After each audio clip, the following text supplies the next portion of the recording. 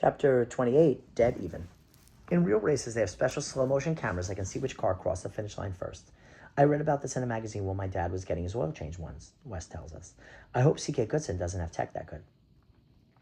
Well, they weren't lying about this house being high-tech, but there are sensors at the finish line that detected our cars going through in the order we went through in. Hopefully, we just need to get the time on those sensors to match.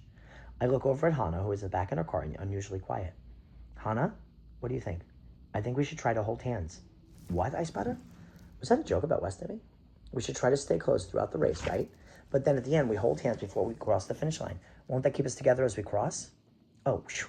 Clearly I'm not ready for jokes about hand-holding yet. That sounds dangerous, Wes says. I don't want to lose an arm because you take a corner too fast and rip it off, Banana. I snort. If Hannah pulled off Wes's arm, their bickering wouldn't just feel endless, it would be endless.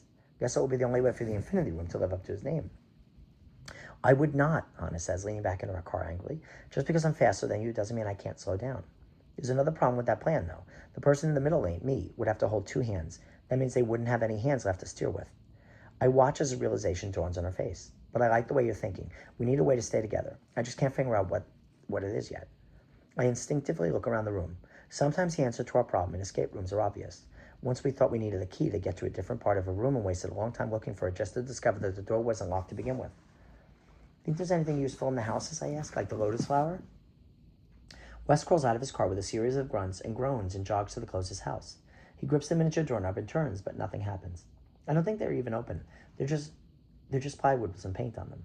Ugh, let's just try again, Hannah says. We're never going to get out of this room if we just stand around talking about how to do it. Wes mutters in agreement and climbs back into his car. All three of us rebuckle and line up at the starting line.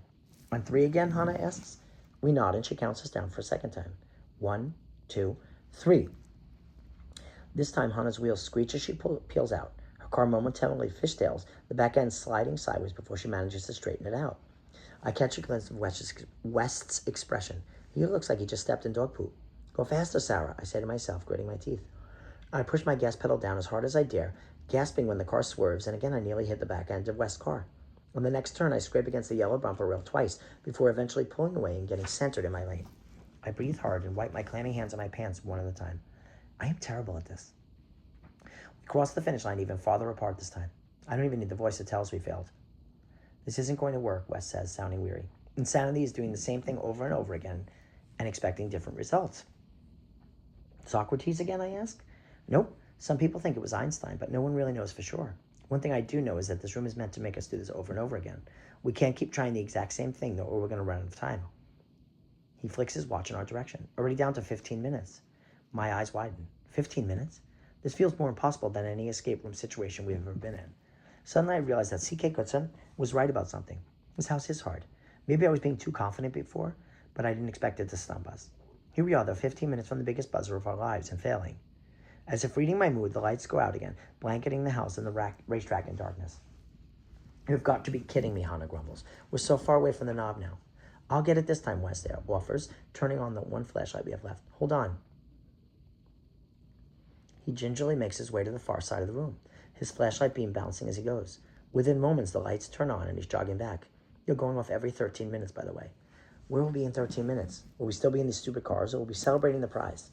I really, really hope it's the prize.